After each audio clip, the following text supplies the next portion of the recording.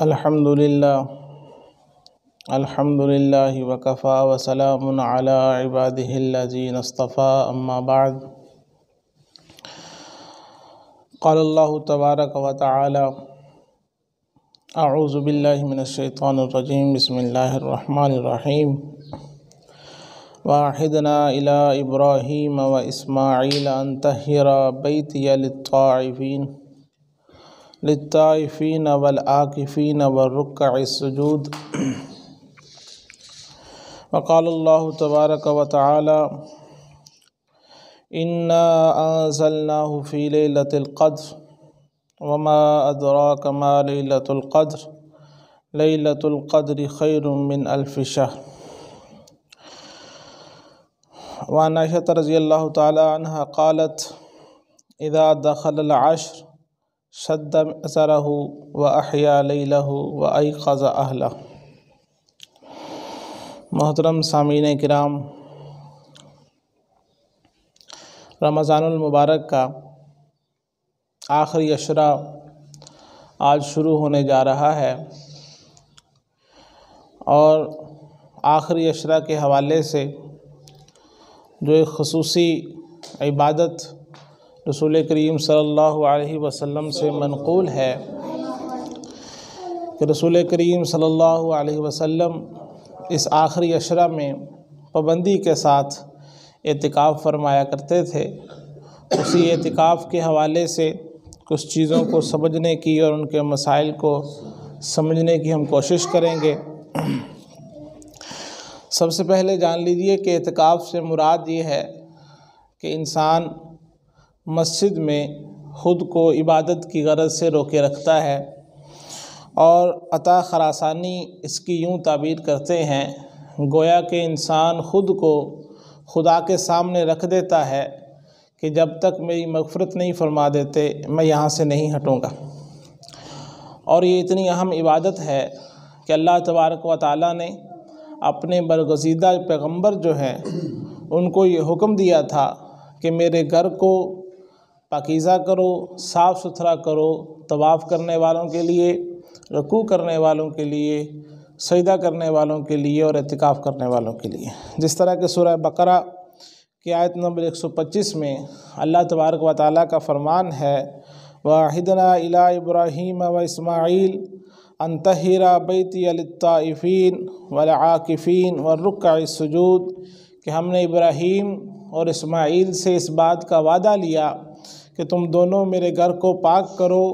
طواف کرنے والوں کے لیے، اعتکاف کرنے والوں کے لیے، اور رکوع اور سجدہ کرنے والوں کے لیے۔ تو رسول کریم صلی اللہ علیہ وسلم کے اس حوالے سے جو عمل تھا، بخاری کی روایت نمبر 2027 میں منقول ہے کہ آپ صلی اللہ علیہ وسلم رمضان کا درمیانی عشرہ جو ہے اس میں اعتکاف فرمایا کرتے تھے، یہاں تک کہ ایک سال جب 21واں دن جو ہے وہ 21ویں رات جو ہے وہ شروع ہونے والی تھی، جس کی صبح آپ صلی اللہ علیہ وسلم جو ہے اعتکاف سے اٹھ جایا کرتے تھے، آپ صلی اللہ علیہ وسلم نے اعلان فرمایا کہ جو لوگ میرے ساتھ اعتکاف میں بیٹھے ہوئے تھے وہ اپنے اعتکاف کو باقی رکھیں۔ اور آپ صلی اللہ علیہ وسلم نے یہ بات فرمائی کہ جو لیلۃ القدر ہے یہ مجھے پہلے دکھائی گئی تھی اور پھر مجھے بلا دی گئی، اس لیے تم لوگ اسے آخری عشرہ کی طاق راتوں میں تلاش کرو۔ اور راوی کہتے ہیں کہ اس رات بارش ہوئی اور مسجد کی چھت چونکہ کھجور کے پتوں کی تھی تو اس کی وجہ سے نیچے کیچڑ ہو گیا، اور رسول کریم صلی اللہ علیہ وسلم کا جو چہرہ ہے، آپ صلی اللہ علیہ وسلم کا جو ماتھا ہے اس کے اوپر اس کے نشانات تھے پیشانی کے اوپر، اور وہ 21ویں کی صبح تھی۔ بہرحال رسول کریم صلی اللہ علیہ وسلم کا اس کے بعد جو معمول ہے، اس طرح کہ بخاری کی روایت نمبر 2026 میں ہے کہ آپ صلی اللہ علیہ وسلم وفات تک آخری عشرہ میں اعتکاف کرتے رہے، اور آپ صلی اللہ علیہ وسلم کے بعد آپ کی جو ازواج ہیں ان کا بھی یہی معمول رہا۔ اسی طرح بخاری کی روایت نمبر 2024 کے اندر ہے کہ جب آخری عشرہ آتا تو رسول کریم صلی اللہ علیہ وسلم اپنی کمر کو کس لیتے اور اپنی راتوں کو زندہ کرتے، یعنی کہ رات بھر جو ہے وہ عبادت میں گزارتے اور اپنے گھر والوں کو بھی اس کے لیے اٹھاتے۔ اور اسی طرح ہمیں پچھلی بھی روایت سے یہ معلوم ہوا کہ اعتکاف کے جس طرح باقی مقاصد ہیں، اس میں مسجد میں ٹھہرا جاتا ہے، خود کو باقی مشاغل سے الگ کیا جاتا ہے، اپنا پوری یکسوئی اور اپنی پورا جو لگاؤ ہے وہ اللہ تبارک و تعالیٰ کی طرف لگایا جاتا ہے۔ تو اس کے مقاصد میں سے ایک اہم مقصد جو ہے وہ لیلۃ القدر کو تلاش کرنا ہے، جس کے بارے میں بخاری شریف کی روایت نمبر 2017 کے اندر حضرت عائشہ رضی اللہ تعالیٰ عنہ سے روایت ہے، فرماتی ہیں کہ رسول اللہ صلی اللہ علیہ وسلم نے فرمایا کہ لیلۃ القدر کو رمضان کے آخری عشرہ کی طاق راتوں میں تلاش کرو۔ اب یہ لیلۃ القدر ہے کیا؟ اللہ تبارک و تعالیٰ اس کے بارے میں سورہ قدر میں فرماتے ہیں کہ انا انزلناہ فی لیلۃ القدر، کہ ہم نے اس قرآن کو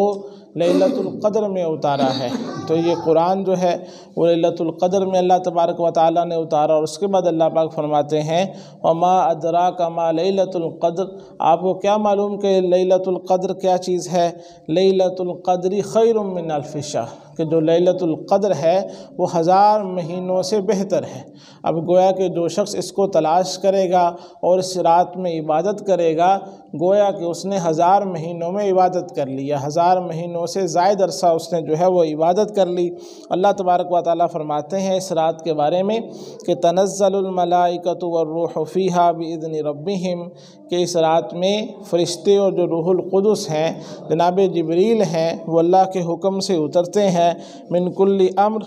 ہر کام کے لیے، یعنی کہ اللہ تبارک و تعالیٰ نے جو سال بھر میں کام فرشتوں کے ذمہ لگانے ہوتے ہیں، اس رات میں ان کی تقسیم فرما دی جاتی ہے اور فرشتوں کو اس کے بارے میں آگاہ کر دیا جاتا ہے۔ اللہ پاک فرماتے ہیں کہ سلام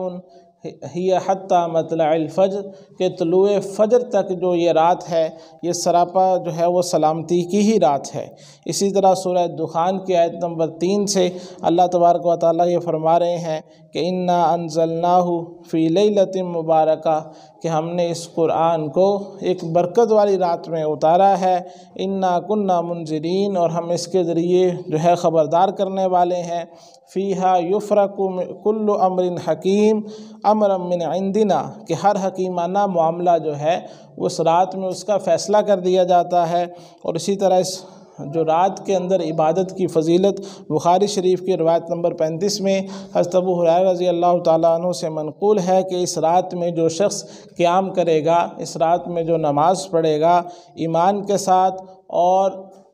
ثواب کی امید کے ساتھ، اس کے جو پچھلے گناہ ہیں وہ معاف کر دیے جائیں گے۔ تو جن بھی روایات میں یہ ایسی بات منقول ہوتی ہے کہ اس کے پچھلے گناہ معاف کر دیے جائیں گے، تو اس میں سبھی علماء کا اتفاق ہے کہ اس سے مراد صغائر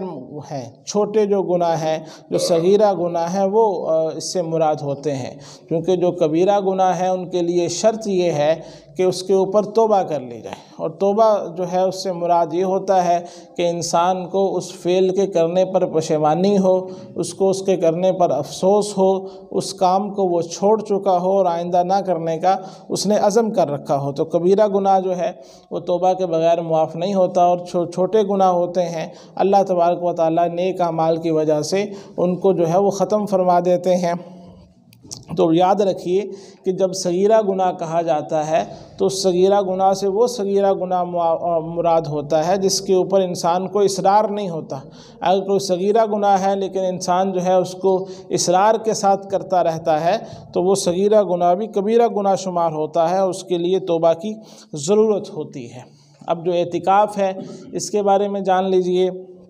کہ جو اعتکاف ہے یہ عام دنوں میں، عام سال بھر میں کسی وقت بھی آپ کر لیتے ہیں تو یہ مستحب ہے،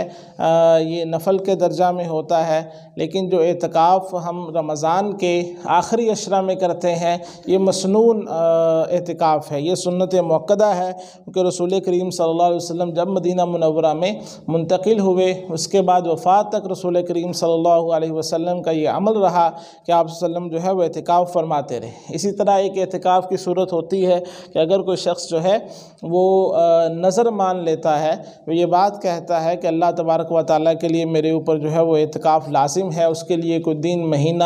کچھ جتنی بھی مقدار وہ کہتا ہے تو اتنی مقدار اس کے اوپر جو ہے وہ اعتکاف کرنا واجب ہو جاتا ہے۔ اور اسی طرح اگر وہ یہ ایسی کوئی بات کر دیتا ہے کہ اگر اس بیماری سے میں شفا یاب ہو جاؤں تو میں اتنا عرصہ کے لیے اعتکاف کروں گا، میرا فلاں کام ہو جائے تو میں اتنا عرصہ کے لیے اعتکاف کروں گا، تو یہ نظر کا جو اعتکاف ہے یہ واجب ہوتا ہے۔ اسی طرح جو سنت اعتکاف آپ نے شروع کیا تھا، جب آپ اس کو شروع کریں گے تو آپ جو ہے کسی بھی عمل کو جب ہم شروع کر لیتے ہیں تو اس کو شروع کرنا بھی اس کے واجب ہو جانے کی وجہ بن جاتا ہے۔ جس شخص نے سنت اعتکاف کو شروع کیا ہے تو اب اس کے اوپر لازم ہے کہ وہ اس کو جو ہے وہ مکمل کرے، اس کے شروع کرنے سے جو ہے وہ واجب ہو جائے گا اعتکاف اس کے لیے۔ اللہ تبارک و تعالیٰ نے قرآن پاک میں فرمایا ہے کہ تم لوگ اپنے اعمال کو باطل نہ کرو، لہذا جس عمل کو شروع کیا ہے اس کو مکمل کرنا ضروری ہوتا ہے۔ اب یہ کہ اعتکاف کے صحیح ہونے کے لیے شرائط کیا ہیں، تو یہ شرائط ہیں اعتکاف کے صحیح ہونے کے لیے یہ دو طرح کی ہیں۔ کچھ شرائط کا تعلق اعتکاف کرنے والے کے ساتھ ہے اور کچھ شرائط کا تعلق اعتکاف کرنے والی جگہ کے ساتھ ہے۔ تو اب جن کا تعلق اعتکاف کرنے والے کے ساتھ ہے تو اس میں ضروری ہے کہ وہ شخص جو ہے وہ مسلمان ہو اور وہ سمجھدار ہو۔ جو شخص جو ہے وہ مجنون ہے، سمجھدار نہیں ہے، یا اتنا چھوٹا بچہ ہے کہ اسے سمجھ نہیں ہے، تمیز نہیں ہے، تو اس کا جو اعتکاف ہے وہ معتبر نہیں ہوگا۔ البتہ اگر وہ بچہ بالغ نہیں ہے لیکن سمجھدار ہے تو اس کا اعتکاف جو ہے وہ معتبر ہوگا۔ تو لہٰذا اس کے لیے بلوغت شرط نہیں ہے بلکہ سمجھدار ہونا جو ہے وہ شرط ہے۔ اور تیسری شرط یہ ہے کہ جو اعتکاف کرنے والا شخص ہے وہ جنابت سے پاک ہو، وہ حیض اور نفاس سے پاک ہو۔ اب اگر وہ خاتون ہے تو حیض اور نفاس کی حالت میں وہ اعتکاف نہیں کر سکتی، اور اسی طرح جو شخص اعتکاف کرنا چاہتا ہے ضروری ہے کہ اگر اس کے اوپر غسل واجب ہے تو وہ پہلے غسل کر لے، اور اسی طرح اگر اعتکاف کے دوران جنابت لاحق ہو جاتی ہے تو فوری طور پر مسجد سے نکلے اور غسل کر کے دوبارہ مسجد کے اندر آ جائے۔ تو چوتھی شرط اس کے لیے جو ہے وہ نیت ہے، کیونکہ کوئی بھی عبادت جو ہے وہ بغیر نیت کے معتبر نہیں ہوتی۔ تو جب بھی کوئی اعتکاف شروع کرنے جا رہا ہے ضروری ہے کہ وہ اعتکاف کی نیت کر لے۔ اور پانچویں شرط یہ ہے کہ اس کا روزہ ہو۔ حضرت عائشہ رضی اللہ عنہا سے روایت منقول ہے، آپ فرماتی ہیں کہ روزے کے بغیر اعتکاف نہیں ہوتا۔ تو اگر کوئی شخص جو ہے وہ روزہ نہیں رکھے گا تو اس کا اعتکاف جو ہے وہ باقی نہیں رہے گا۔ تو ضروری ہے کہ جب آپ جو ہے اعتکاف کر رہے ہیں، وہ اعتکاف سنت ہے یا واجب ہے، تو ان دونوں صورتوں میں آپ جو ہے وہ روزہ رکھیں۔ البتہ اگر مستحب اعتکاف کر رہے ہیں، تھوڑے عرصے کے لیے مسجد میں ٹھہرنے کی نیت کر رہے ہیں، تو اس کے لیے جو ہے وہ یہ شرط نہیں ہے۔ اب اعتکاف کے صحیح ہونے کے لیے جو شرط جو ہے معتکف کے حوالے سے تھی، اعتکاف کرنے والے کے حوالے سے تھی، وہ آپ حضرات کے سامنے عرض کر دی گئی۔ اب دوسری شرط جو ہے اس حوالے سے کہ اعتکاف کیا کہاں جائے گا، تو اس کے لیے ضروری یہ ہے کہ اعتکاف جو ہے وہ مسجد میں کیا جائے، اور مسجد بھی وہ ہو جہاں پر جو ہے باجماعت نمازیں ادا کی جاتی ہیں۔ تو جس مسجد میں باجماعت نمازیں ادا کی جاتی ہیں اس مسجد میں اعتکاف کرنا درست ہے۔ اور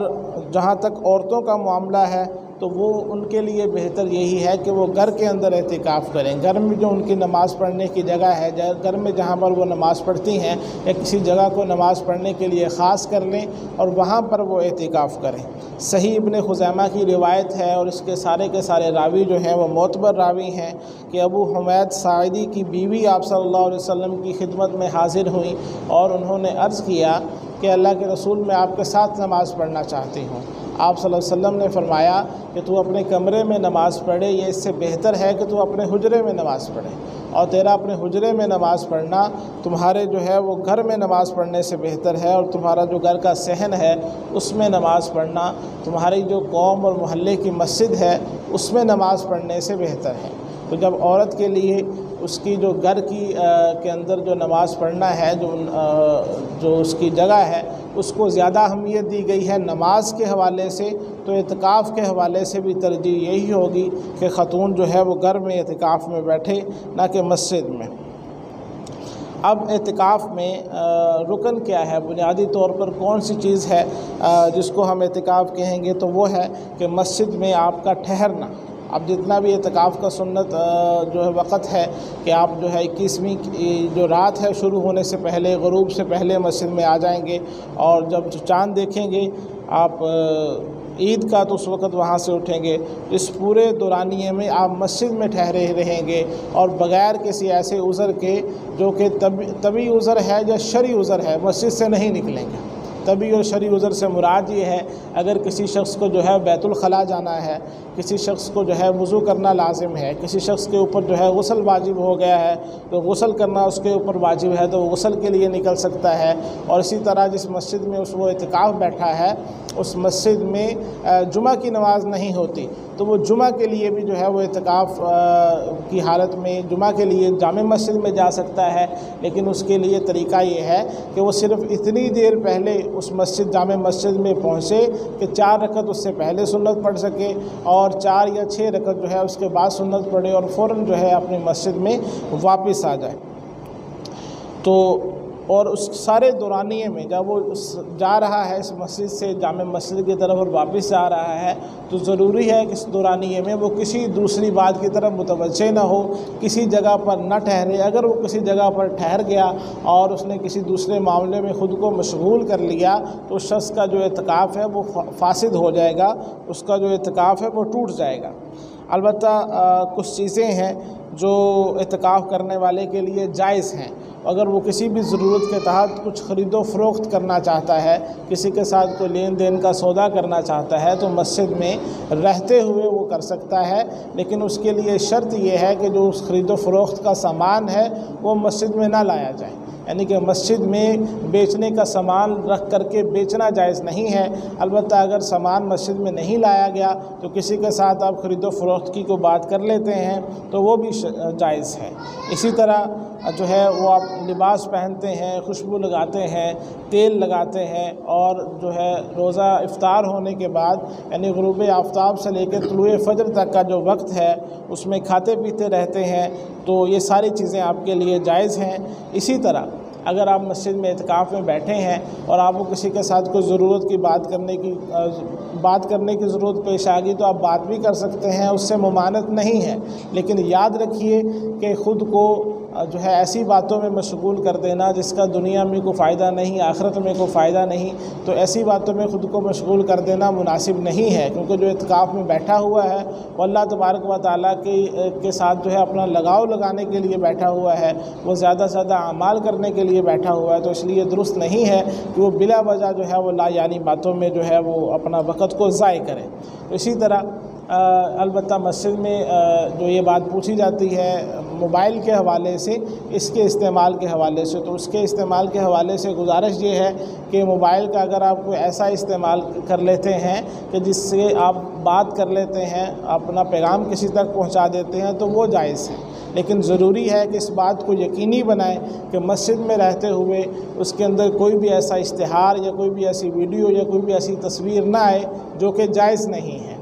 کیونکہ جو چیزیں جائز نہیں ہیں وہ مسجد سے باہر بھی ان کو دیکھنا جائز نہیں ہوتا اور مسجد میں تو بدرجہ اولیٰ ان کو دیکھنا جائز نہیں ہوتا۔ تو لہٰذا سب سے بہتر یہ ہے کہ موبائل فون جو ہے مسجد میں اعتکاف کے لیے نہ لے کر کے آئیں، لیکن اگر ضرورت کی وجہ سے لے کر کے آتے ہیں تو اس کا ایسا استعمال کریں کہ جس سے جو ممنوع چیزیں ہیں وہ آپ کو دکھائی نہ دیں اور آپ کا جو وقت ہے وہ لا یعنی اور بے مقصد چیزوں میں ضائع نہ ہو۔ اسی طرح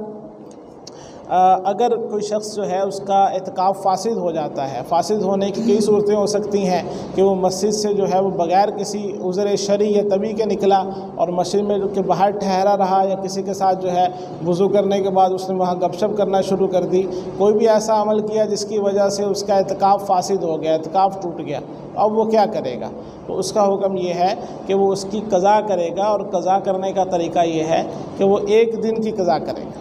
تو 1 دن ہے، جس بھی دن اس کا اعتکاف ٹوٹ گیا ہے اس سے فرق نہیں پڑتا، لیکن وہ 1 دن کی قضا کرے گا۔ اس کا طریقہ یہ ہوگا کہ وہ غروب آفتاب سے پہلے جو ہے مسجد میں آ جائے گا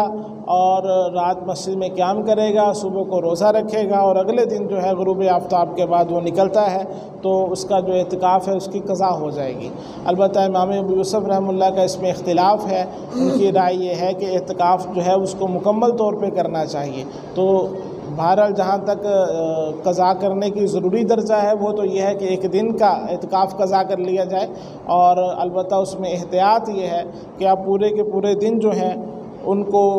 اعتکاف کو جو ہے وہ دہرا لیں۔ کیونکہ اعمال کے اندر جو ہے وہ احتیاط کرنا زیادہ بہتر ہوتا ہے۔ یہ کچھ چیزیں تھیں جو کہ ہم آپ کے سامنے اعتکاف کے حوالے سے گزارش کرنا چاہتے تھے۔ تو خاص طور پر جو معتکفین ہیں وہ اس بات کا لحاظ رکھیں کہ جب بھی کسی ضرورت سے مسجد سے نکلتے ہیں، وضو کرنے کے لیے انہیں جانا پڑتا ہے یا انہیں جو ہے وہ بیت الخلاء کے لیے جانا پڑتا ہے، تو وہ فارغ ہونے کے بعد فوراً جو ہے وہ مسجد میں آ جائیں، درمیان میں کسی سے بات نہ کریں۔ اگر کسی سے بات کرنے کی ضرورت ہے تو مسجد میں آ جانے کے بعد ان کے ساتھ بات کریں۔ اور اسی طرح یاد رکھیے کہ اگر گرمی کا موسم ہو، گرمی کی شدت ہو، تو اس صورت میں ٹھنڈک حاصل کرنے کے لیے نہانے کے لیے نکلنا، جب صرف آپ ٹھنڈک حاصل کرنے کے نہانا چاہتے ہیں تو اعتکاف والے کے لیے یہ جائز نہیں ہے کہ وہ صرف جو ہے وہ ٹھنڈک حاصل کرنے کے لیے یا گرمی سے چھٹکارا پانے کے لیے جو ہے وہ نہائے، یہ اس کے لیے درست نہیں ہے۔ لہٰذا اگر کسی کو بڑی تکلیف ہو، اس حوالے سے الجھن کا شکار ہو، تو اسے چاہیے کہ ایسا بڑا برتن رکھ لے، اس کے اندر وہ کھڑے ہو کر کے اپنے اوپر کچھ پانی بہا لے اور وہ پانی جو ہے مسجد سے باہر جو ہے وہ پھینک دے۔ یا پھر ایسا بھی ہو سکتا ہے کہ وہ مسجد کے اندر کھڑا جو ہے اپنا سر باہر نکالے اور سر کے اوپر تھوڑا پانی ڈال لے۔ رسول کریم صلی اللہ علیہ وسلم کا یہ عمل منقول ہے۔ حضرت عائشہ رضی اللہ عنہ فرماتی ہیں کہ آپ صلی اللہ علیہ وسلم اعتکاف کی حالت میں ہوتے اور اپنا سر جو ہے حجرہ کی طرف نکالتے تو میں اس سر کو دھو دیتی، یعنی خود مسجد میں ٹھہرے ہوئے اگر کوئی شخص اپنا سر باہر نکال کر کے اس میں تھوڑا پانی ڈال لیتا ہے ٹھنڈک کے لیے تو جائز ہے، لیکن ٹھنڈک کے حصول کے لیے اس کا مسجد سے نکلنا اور غسل کرنا اس کے اعتکاف کو فاسد کر دے گا۔